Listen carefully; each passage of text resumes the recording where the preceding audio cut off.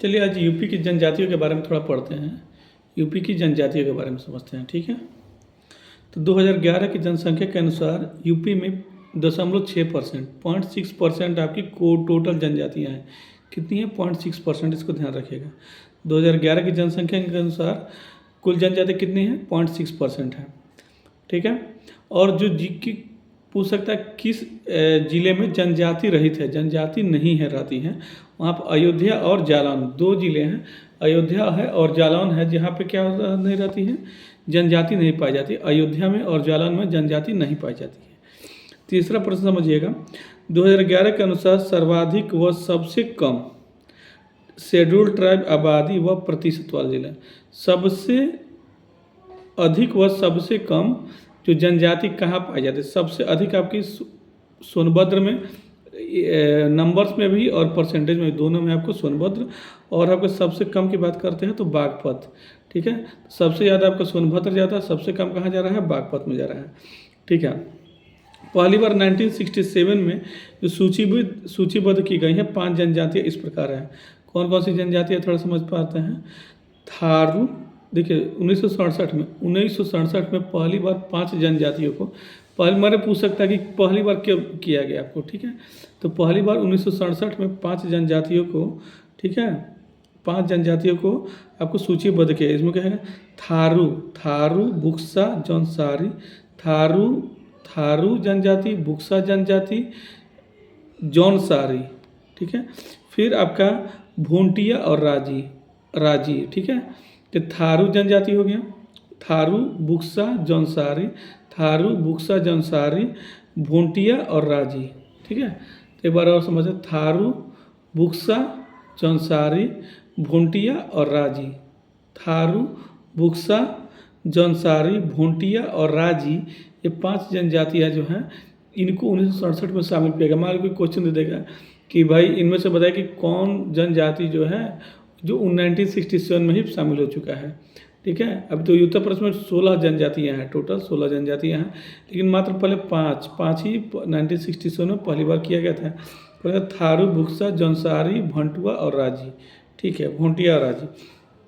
दूसरी बार, पहली बार तो हो गया था, दूसरी बार राज्य की 10 जनजातियाँ, जो 10 जनजातियों को 2003 में शामिल किया गया।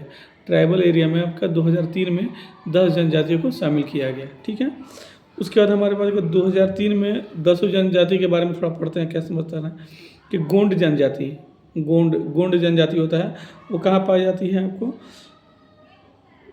महाराजगंज, सिद्धार्थनगर, बस्ती, संत कबीर नगर, गोरखपुर, देवरिया, मऊ, कुशीनगर, आजमगढ़, जौनपुर, बलिया, गाजीपुर, वाराणसी, भदोही, मिर्जापुर व सोनभद्र। मतलब एक तरह से पूर्वांचल, ईस्टर्न उत्तर प्रदेश में क्या पाए जाते हैं? गोंड कहाँ पाए जाते हैं? पूर्वांचल में पाए जाते हैं, ठीक है। 2003 में की बात हो रहा है, 2003 में जो 10 जनजाति थे, गोंड उस समय नहीं था। उस समय क्या था? थारू, बुक्सा, भूंटिया, राजी और जौनसारी, ठीक है। तो गोंड कब आया था? 2003 में आया था, जो आपके पूर्वांचल में ही पाया जाता है। फिर एक आता है खरवार या खैरवार जनजाति, ठीक है, ध्यान दीजिएगा, वेरी इंपॉर्टेंट क्वेश्चन है। खरवार या खैरवार जनजाति जो है ना, वो कहाँ पे है? ये भी पूर्वांचल का ही है। देवरिया, बलिया, गाजीपुर, वाराणसी, चंदौली और सोनभद्र है। तो इसको मेन खैरवार एक तरह से बोला था कि वो लिखा गया था कहीं पे, आपका सोनभद्र होता है, देवरिया होता है, वाराणसी होता है, चंदौली हो गया। वाराणसी तो चंदौली का पार्ट ही हो गया, चंदौली का पार्ट, चंदौली तो वाराणसी का पहले मंडल में था ना, वाराणसी मंडल में ही चंदौली पड़ता है, ठीक। तो वाराणसी, चंदौली, सोनभद्र, देवरिया में खैरवार, ठीक है। इससे पहले हम गोंड जनजाति जो भी हमको देवरिया, गोरखपुर, संत कबीर नगर, बस्ती, सिद्धार्थनगर, महाराजगंज, इस एरिया में पड़ रहा था। फिर एक आता सहरिया, बहुत इंपॉर्टेंट है, सहरिया जो हमारे पाते हैं वो ललितपुर में पाया जाता है। सहरिया कहाँ पाया जाता है सर? सहरिया आपके ललितपुर में पाया जाता है, इसको ध्यान रखिएगा। फिर परहिया भी आपको मिलता है, परहिया मिलता है सोनभद्र में, परहिया मिलता है सोनभद्र में। परहिया कहाँ मिलता है? परहिया मिल रहा था सोनभद्र, याद रखिएगा, परहिया मिल रहा था सोनभद्र। सहरिया मिल रहा था ललितपुर जिले में। सहरिया कहाँ मिल रहा था सर? सहरिया मिल रहा था ललितपुर जिले में, इसको याद रखिएगा। और परहिया कहाँ मिल रहा था? परहिया मिल रहा था आपका सोनभद्र में, परहिया सोनभद्र में मिल रहा था। परहिया, बैगा, पंखा पंखा पानिका, पंखा पानिका, अगरिया, पठारी, पठारी, चेरो। हाँ, एक बहुत इंपॉर्टेंट है भूया, भूया, भूया। ये सभी कहाँ पाए जाते हैं आपको?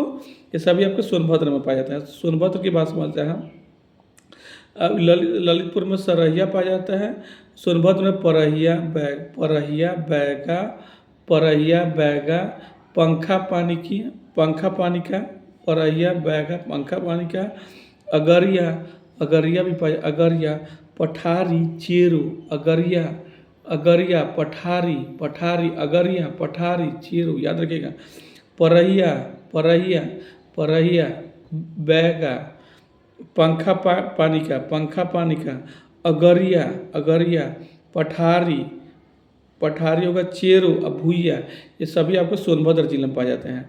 और इसमें आपको बताइए पंखा पानी का जो हमारे हैं, पंखा पानी का जो है, पंखा पानी का सोनभद्र और मिर्ज़ापुर दोनों जिलों में पाया जाता है। और चेरो जो है वो सोनभद्र और चंदौली, चंदौली जो वाराणसी का पार्ट होता है, सोनभद्र और चंदौली में क्या पड़ता है? चेरो, चेरो।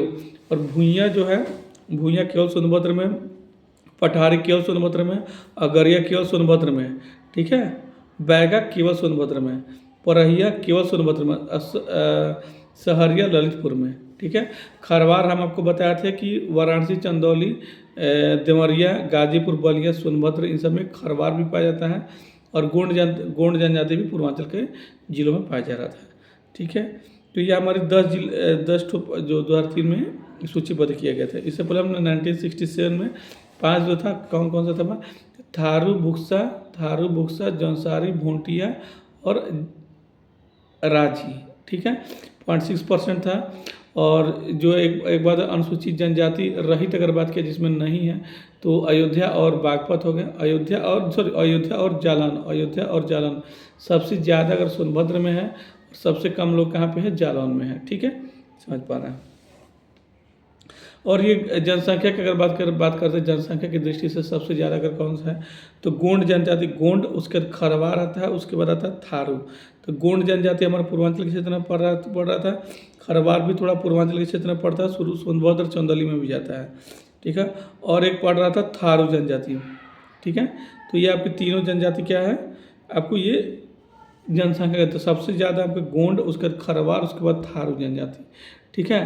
थारू जनजाति जो हमारे तराई रीजन में पाए जाते हैं, ये पाए जाते हैं लखीमपुर खीरी, बहराइच, गोंडा के क्षेत्र में। लखीमपुर खीरी, बहराइच और गोंडा के क्षेत्र में कौन पाए जाते हैं? थारू जनजाति, याद रखिएगा। थारू जनजाति तराई क्षेत्र में लखीमपुर खीरी, गोंडा, बहराइच एरिया, ठीक है। और चलिए कुछ और समझते हैं इसमें क्या दिया हुआ है। प्रमुख जनजातियों का सामाजिक और सांस्कृतिक परिचय थोड़ा देखते हैं, ठीक है।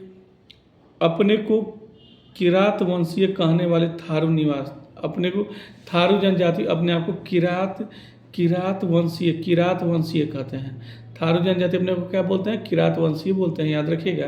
थारू जनजाति अपने आप को क्या बोलते हैं? किरात वंशीय बोलते हैं, जो कि ये बहराइच लखीमपुर की, बलरामपुर, सिद्धार्थनगर, महाराजगंज, श्रावस्ती, इन सब जिलों में पाया जाता है थारू जनजाति। आपको बताया था कि लखीमपुर खीरी, बहराइच, गोंडा, सिद्धार्थनगर, महाराजगंज, इन सब जिलों में तराई क्षेत्र में पाए जाते हैं। और कौन जनजाति है? थारू जनजाति, जो 3rd नंबर जनसंख्या में आती है। और सबसे ज़्यादा गोंड, उसके बाद हमारा आता है खरवार जनजाति, ठीक है। गोंड पूर्वांचल भी वाला है, खरवार भी पूर्वांचल में ही आता है, ठीक है। उसके बाद हमारा थारू समाज के लोग हिंदू धर्म को मानते हैं। ये पूछा जाता है कि निम्न में से कौन हिंदू धर्म को मानने वाले जनजाति हैं? तो थारू जनजाति के जो लोग होते हैं वो हिंदू धर्म को मानते हैं, ठीक है। और इनका कृषि प्रधान होता है। इनका मुख्य खाद्यान्न, अगर थारू जनजाति अगर मुख्य मेनली इंपॉर्टेंट क्या खाता है, थारू जनजाति जो होता है ना मेनली चावल खाता है। एक आता है बजहर, बजहर जो है ना एक थारू जनजाति का पारंपरिक त्यौहार, बजहर, याद रखिएगा। बजहर जो हमारा है थारू जनजाति की पारंपरिक त्यौहार है। बजहर, बजहर क्या है? थारू जनजाति की पारंपरिक त्यौहार है, याद रखिएगा, ठीक है। और पहले थारू जनजाति में जो है ना कि मतलब मातृत्वात्मक परिवार था, मतलब जो फीमेल जो हेड होती थी पहले थारू समाज में। अब थारू समाज वैसा चेंज, मतलब सब जगह, मतलब थारू समाज में अभी वहाँ पे भी हम पैट्रोनिकल, मतलब क्या पुरुष समाज आ गया है। ठीक है, उसके थारू समाज वही, उसके बाद थारू समाज में जो थारू समाज के लोगों में दहेज प्रथा का प्रचलन नहीं है। ठीक है ना, तो पूछा जाता है किस जनजाति में दहेज प्रथा का प्रचलन नहीं है।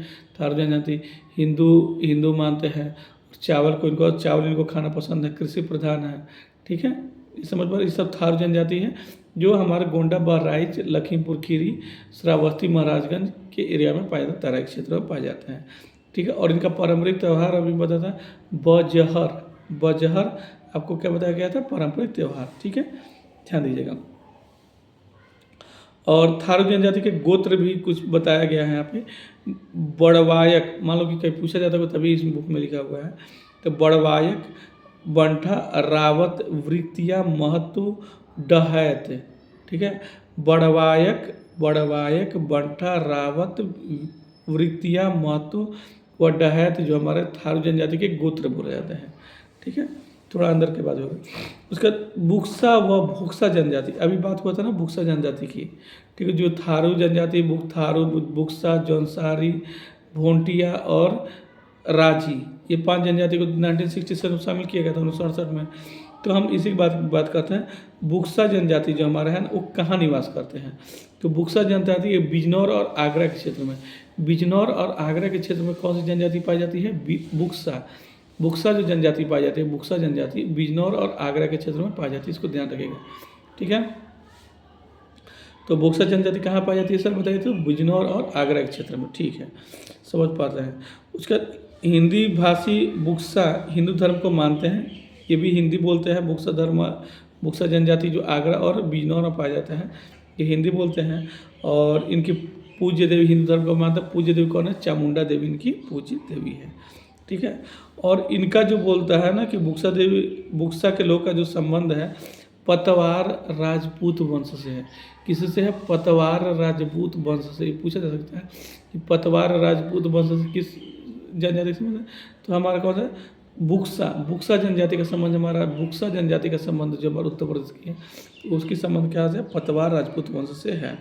ठीक है, बुक्सा में हिंदुओं के समान क्या मिलता है, बुक्सा धर्म में, बुक्सा जनजाति में हिंदुओं के समान वर्ण विभाजन, जिससे कि हमारे चार कास्ट में बांटते हैं लोग, तो वैसे ही आपको वर्ण विभाजन की बात करते हैं। तो बुक्सा समुदाय में, बुक्सा जनजाति में हमारे हिंदू धर्म की तरह क्या पता है, वर्ण समुदाय पाया जाता है। ठीक है, यहाँ पे कि अगर उपजातियों की बात किया जाए तो सूरजवंशी लिखते हैं, पटबंदी, दौलतबंदी, सूरजवंशी, पटबंदी, दौलतबंदी, खेरी, राउत, मगती, मोझयाली, गोजू, अरमिया, ये सब क्या होता है, खरवार की उपजातियाँ हैं। और खरवार का एक प्रमुख नृत्य आता है, खरवार जनजाति होती है ना। खरवार जनजाति आपको बताया गया था थोड़ी देर पहले कि आपको बिजनौर और आगरा में मिलती है। तो खरवार जनजाति के प्रमुख नृत्य हमारे कर्मा नृत्य है, और चामुंडा देवी को मानते हैं, चामुंडा देवी को मानते हैं। पतवार राजपूत वंश से, पतवार राजपूत वंश से बुक्सा के लोगों का वो था ना, पतवार, देखिए बुक्सा के लोगों का खरवार ही पढ़ रहे थे। खरवार हिंदू धर्म के मानने वाले, ये हिंदू धर्म को तो मानते खरवार जनजाति। ठीक है, और इसका प्रमुख नृत्य है कर्मा नृत्य है। ठीक है, थोड़ा सा एक बार और थोड़ा सा रिवीजन कर लेते हैं, जो अभी तक हम पढ़े 5-10 मिनट में जो पढ़े थोड़ा सा रिवीजन कर लेते हैं। तो इधर का थोड़ा लास्ट शुरू इधर का पढ़ लेते हैं एक बार। तो किरात वंशीय कहने वाले, किरात वंशीय थारू जनजाति के लोग क्या बोलते हैं अपने आप को, किरात वंशीय बोलते हैं, किरात वंशीय बोलते हैं। ध्यान रखिएगा, थारू जनजाति के लोग अपने आप को किरात वंशीय बोलते हैं, इसको बहुत इंपॉर्टेंट है, ध्यान रखिएगा। ठीक है, थारू समाज के बारे में, किरात वंशीय थारू समाज हिंदू धर्म को मानते हैं, बिल्कुल सही बात है। कृषि प्रधान तो है, ये चावल खाते हैं। ठीक है, और हमारे यहाँ का त्यौहार के बजहर नामक एक त्यौहार बताया गया था, थारू जनजाति से संबंधित है, थारू जनजाति से संबंध है। ठीक है, और यहाँ पे मतलब महिला हेड रहती थी थारू जनजाति में। ठीक है, और थारू जनजाति में दहेज प्रथा का प्रचलन नहीं है, ये भी इम्पोर्टेंट पॉइंट था इसमें। ठीक, तो ये सब चीज़ थी थारू जनजाति के बारे में। फिर एक और जनजाति बुक्सा जनजाति के बारे में बात हुआ था। तो बुक्सा जनजाति जो है बिजनौर और आगरा में पाई जाती है। ठीक है, समझ पा रहे हैं। और उसके बाद बुक्सा जनजाति जो हमारे हैं पतवार राजपूत वंश के वंशज बनाते हैं। पतवार राजपूत वंश से इनका संबंध है। किसका भाई, किसका है? बुक्सा जनजाति के लोग जो बिजनौर और आगरा में पाए जाते हैं वो पतवार राजपूत वंश से संबंध रखते हैं और इनके हिंदू धर्म को ही मानते हैं। उनकी चामुंडा देवी इनकी मतलब मेन भगवान हुई, चामुंडा देवी को पूजते हैं। और बुक्सा में ही वर्ण विभाजन भी मिलता है। बुक्सा में हिंदुओं की तरह भी वर्ण विभाजन इसमें भी मिलता है। ठीक है, तो ये चीज़ इम्पोर्टेंट था। उसके बाद हमारे खरवार आए थे। हम खरवार जनजाति जो पाते हैं, तो खरवार जो दूसरे नंबर में जो अब क्या सोनभद्र, देवरिया, वाराणसी, चंदौली सब में पाया जाता है खरवार जनजाति। तो इसमें दूसरे नंबर पे जनसंख्या में खरवार जनजाति। इनका एक नृत्य बताया गया था, इनका एक डांस बताया गया था। क्या डांस का नाम क्या था? कर्मा नृत्य।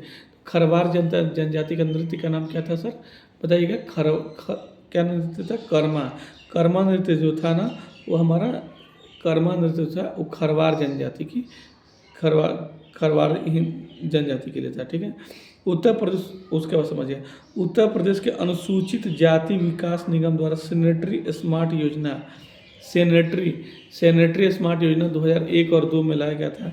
ये ministry of tribal UP tribal affairs ministry के द्वारा लाया गया था 2001-2 में आपका सैनिटरी स्मार्ट योजना। ठीक है, उसके बाद जौनसारी जनजाति के बारे में बात समझ, क्योंकि हम 5 जनजाति थारू, बुक्सा, जौनसारी, भोटिया और राज। थारू के बारे में कुछ पढ़ लिए, बुक्सा के बारे में समझ गए, खरवार के बारे में समझ गए कुछ। उसके बाद हम जौनसारी के बारे में जान रहे हैं। तो जौनसारी जनजाति के द्वारा जो है ना, ये कुछ त्यौहार समझिए। भिक्षु त्यौहार, भिक्षु उत्सव या त्यौहार जो है, भिक्षु उत्सव, पांचोई उत्सव और दियाई उत्सव। भिक्षु, पांचोई और दियाई। भिक्षु, याद रखिएगा, भिक्षु, पांचोई और दियाई। भिक्षु, पांचोई और दियाई। भिक्षु, पांचोई, दियाई। भिक्षु, पांचोई, दियाई कहाँ पड़ता है, किस जनजाति का है? ये है आपका जौनसारी जनजाति का है। अरे भिक्षु, पंचाई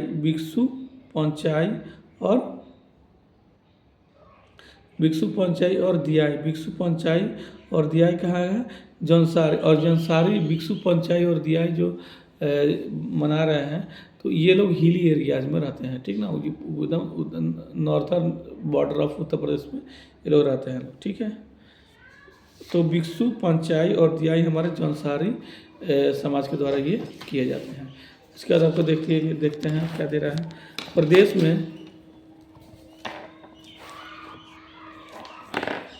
प्रदेश में बुक्सा जनजाति का विकास परियोजना के बुक्सा जनजाति के 1983-84 से बुक्सा जनजाति का विकास का बात हो रहा है। और थारू जनजाति का बात हो रहा है। बुक्सा काशी 83-84 से, और थारू पहले आया था, थारू 2 अक्टूबर 1980 से। ठीक है, तो थारू जनजाति हमारा 2 अक्टूबर 1980 से चल रहा है, और बुक्सा की बात करें तो 1983-84 से चल रहा है। ठीक है,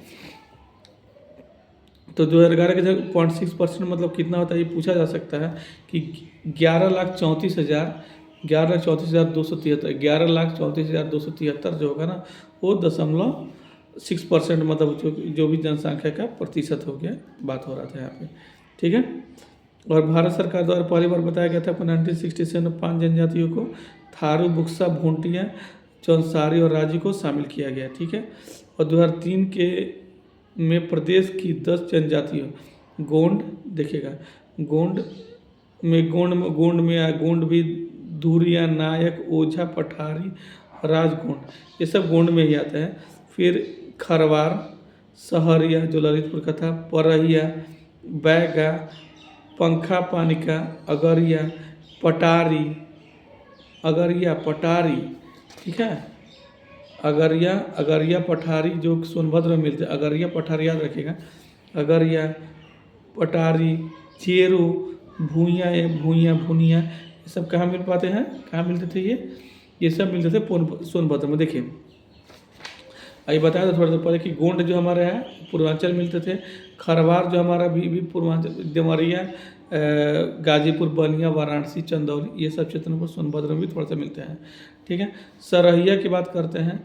देखिए गोंड गोंड केवल एक तरह से पूरा पूर्वांचल ही है। सरहिया बताया था मैं आपको ललितपुर में, सरहिया ललितपुर में मिलता है। परहिया परहिया सोनभद्र में, परहिया केवल सोनभद्र में, बैगा केवल सोनभद्र में। एक मिनट,